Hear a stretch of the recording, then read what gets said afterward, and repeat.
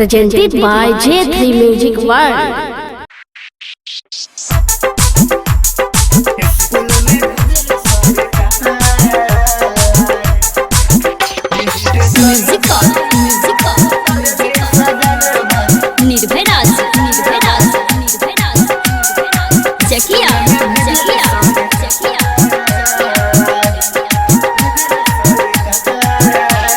खबर मिलल के लॉकडाउन में आबता घरे भातार हो, ओकरे खातिर सखी डब से नहा के करे लगनी सिंगार हो।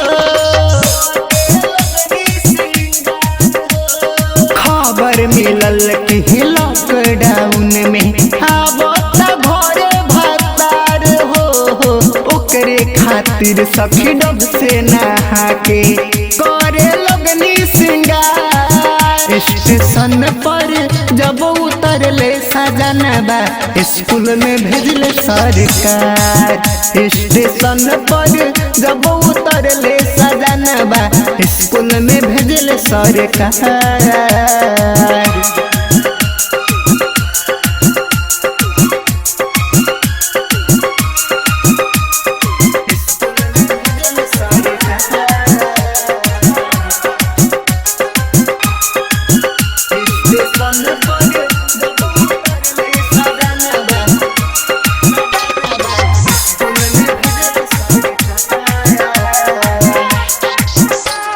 लॉकडाउन सखी पर गईल महंगा, तैयार भइल रही पेन्ही के लहंगा।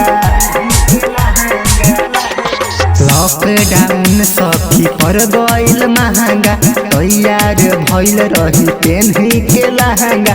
मेकअप सब भइल बेकार हो, मेकअप सब भइल बेकार। स्टेशन पर जब उतरले सजनबा स्कूल में भेजले सरकार। स्टेशन पर जब उतरले सजनबा स्कूल में भेजले सरकार।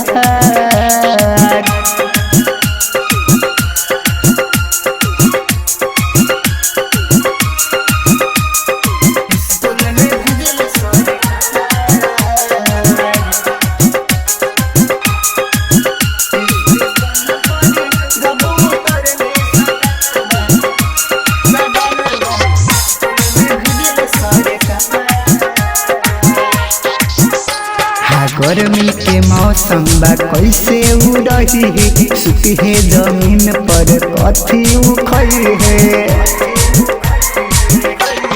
गर्मी के मौसम बा कैसे उड़ही है, सुती है जमीन पर कथी उखई है। लागे न कोनो जोगार हो, लागे न कोनो जोगार। स्टेशन पर जब उतरले सजनबा स्कूल में भेजले सरकार। स्टेशन पर जब उतरले सजनबा स्कूल में भेजले सरकार।